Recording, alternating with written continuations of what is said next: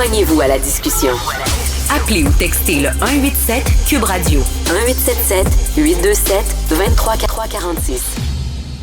On est avec Emmanuel Latraverse. Et Emmanuel, ce week-end, j'ai appris que lorsque tu es Canadien et que tu te fais photographier à côté du bonhomme Carnaval, tu commets un crime. C'est de l'appropriation culturelle. C'est de l'appropriation de symboles culturels du Québec. Tu devrais pas faire ça. Seulement les souverainistes et les Québécois peuvent se faire photographier à côté du bonhomme.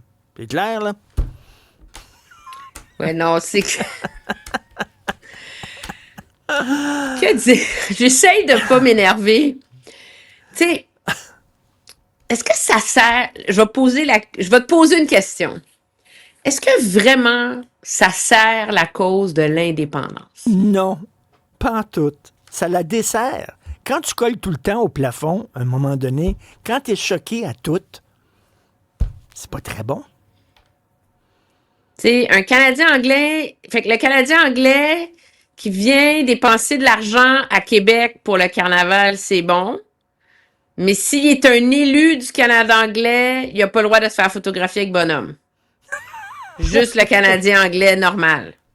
Mais si tu es un souverainiste québécois et que tu manges des queues de castor, est-ce que... Ben oui, non, mais regarde, là, cette sortie de...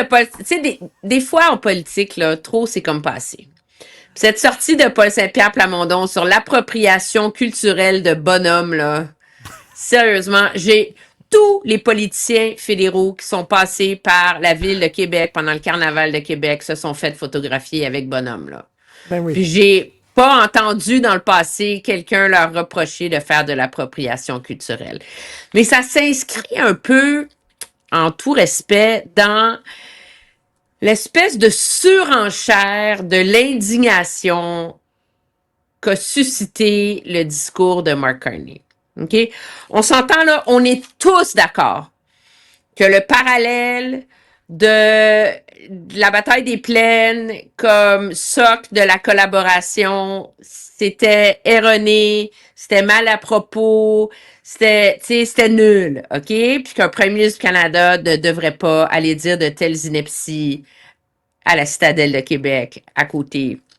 Et que ça reflète le manque de sensibilité de Mark Carney. On va le répéter comme 1000 fois s'il faut. Mais ça, déjà, c'est assez.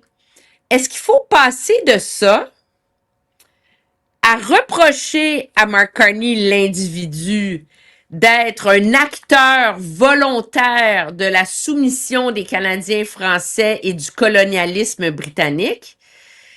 C'est là que je suis pas certaine. Puis, peut-être dans l'esprit de certains souverainistes, c'est correct, mais le problème, c'est est-ce que c'est sur cet argument-là, OK? Est-ce que c'est parce que le général Wolfe, en 1759, dans le cadre d'une guerre coloniale entre la couronne d'Angleterre et la couronne de France, traitait les Canadiens français de l'époque de vermine, que le Canada anglais d'aujourd'hui traite les Québécois de vermine? La réponse est non.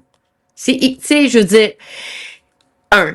Et deux, est-ce que c'est à cause des erreurs du passé, de Lord Durham, de la conquête, que tu vas faire la souveraineté en 2026? Voilà, on n'est pas en 1950. On n'est pas en 1960. Puis il y a plein de raisons de la faire, la souveraineté, en 2026. Mais c'est pas la conquête, puis c'est pas Wolfe, puis c'est pas les plaines d'Abraham. Écoute, Emmanuel, on dirait que tu as écouté le début de l'émission parce que je disais, j'espère que lorsqu'on va être en campagne référendaire, on va nous vendre le projet souverainiste en disant, regardez en avant, que ça va être bon pour vous, ça va améliorer, pas tout le temps de gratter le bobo de ce qui s'est passé il y a 350 ans, tu comprends-tu? En quoi le projet souverainiste va améliorer notre condition aux Québécois? Regardons en avant plutôt que tout le temps revenir sur Wolfe puis Montcalm. Oui, puis on peut avoir 2000 reproches à faire au Canada anglais, mais on peut quand même pas faire semblant que, tu sais, que la Révolution tranquille n'a pas eu lieu, que, tu sais, qu'il n'y a pas comme... Le Québec d'aujourd'hui, c'est pas le Québec des années 30, c'est pas le Québec de 1900, puis c'est pas le Québec des années 50 non plus, là. Alors, le projet de souverainisme, dans mon esprit, faut le vendre à la lumière des défis d'aujourd'hui. pas à la lumière des récriminations de l'espoir sous prétexte que tu veux faire passer le premier ministre du Canada pour un colonialiste britannique. Numéro un. Numéro deux, le problème avec cette approche-là, c'est que le fait que Mark Carney soit déconnecté du Québec, le fait que Mark Carney gouverne avec des œillères strictement économiques, le fait que Mark Carney ne connaisse peu le Québec, puis n'ait pas vraiment développé un désir profond de comprendre l'âme québécoise, OK? Ça, là, on en a débattu en long et en large en campagne électorale, et ça continue à animer les débats au Québec depuis, puis ça fait pas baisser la cote de popularité de Mark Carney au Québec. Moi, je pense que les Québécois, c'est des électeurs intelligents qui ont intégré dans leur analyse de Mark Carney que c'est un bloke du Canada anglais, que c'est un grand banquier, que, ouais, c'est pas fort sa compréhension du Québec, mais il offre d'autres choses. Alors, est-ce que de démoniser Mark Carney, c'est comme ça que tu vas nourrir la fibre souverainiste? Certainement dans des rangs péquistes. Parce que, ceci étant dit, pour toute la critique que toi et moi, on émet sur le discours de M. Plamondon, c'était un très bon discours pour sa gang. Puis M. Plamondon, il était en forme, il était drôle, il était vivant. Tu sais, c'est pas un grand tribun, puis c'est vraiment un des meilleurs discours que j'ai entendu faire, là. Mais c'est un discours qui s'adresse aux purs et durs, c'est un discours qui s'adresse aux convaincus. Le défi de la souveraineté, là, c'est d'aller chercher ceux qui sont pas souverainistes en ce moment. C'est d'aller chercher ceux qui votent PQ en ce moment puis qui voteraient non. C'est d'aller convaincre les Québécois que malgré l'instabilité géopolitique absolument épeurante qu'il y a dans le monde en ce moment, que ça vaut la peine de la faire, la souveraineté.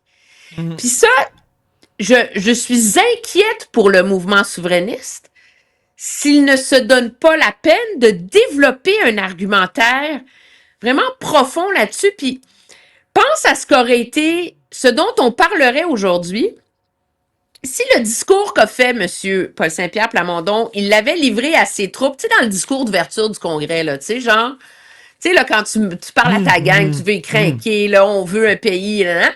Puis dans le discours où, généralement, le dimanche après-midi, tu t'adresses, tu sais, à l'ensemble des Québécois, c'est ça qui va faire les nouvelles pour le lundi matin, etc.